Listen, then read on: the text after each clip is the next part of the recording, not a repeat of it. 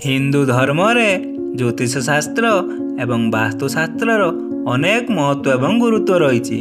फल यही शास्त्र माध्यम आम ग्रह नक्षत्र चलन ठारू आरंभ करी जड़े व्यक्तिर भाग्य भविष्य विषय में अनेक किछि कथा जानीपारि थाउ।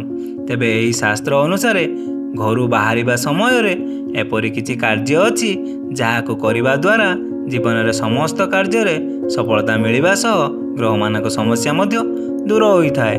फल जीवन में सर्वदा सुख शांति लगी रुहे। वर्तमान आसंतु जानिबा कौन सी कार्य पाई घर जीवा समय केउ सब काम करने उचित एवं कौन करने अनुचित। घर बाहर समय करंतु यही काम।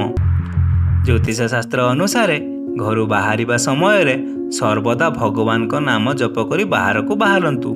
खास करी कौन शुभ काम जदि जाउचंती ताहाले भगवान विष्णु को वामन रूप स्मरण करी यात्रा करंतु। फल समस्त कार्य सफलता मिलिबो। घर बाहर को जिबा समय पुरुष माने सर्वदा डाहाण पाद आग पकांतु एवं महिला माने सर्वदा बाम पाद आग पकांतु। एथि सहित घर परीक्षा किंबा इंटरव्यू जिबा समय दही चीनी सेवन करी जांतु। एपरि करिबा द्वारा कार्य सफलता मिलिबो।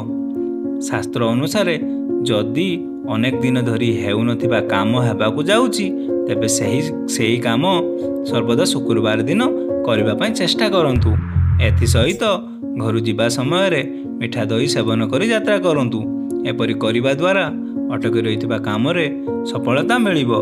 जेतेबेले आपण घर बाहर को जाती सेही दिन आधार रे शुभ जिनिस पूजन करंतु एवं कार्य को सफल करने सह कार्य थिबा समस्या एवं असुविधा दूर हेबो। ग्रह मानकर नकारात्मक किंबा खराब प्रभाव मध्य समाप्त हेबो। कौन करिवे नाही। ज्योतिष शास्त्र अनुसार शुभ काम करने को घर बाहर को जिबा बेले पुरुष माने केबे भी भूल रे बाम गुड़ को बाहर करंतु नाही, नचेत हेबाकु थिबा काम मध्य होई परिबो नाही। सेही परी महिला माने घरू कौन काम बाहर को जिबा समय भूल रे भी डाहाण गोड़ बाहर को करंतु नाही। शास्त्र मतरे काम पाई घर बाहरिबा बेले राहु काल प्रति ध्यान रखंतु, कारण राहु काल रे शुभ काम पाई बाहर को जिबा उचित होई न थाए। फल कौन काम सफलता मिली न थाए।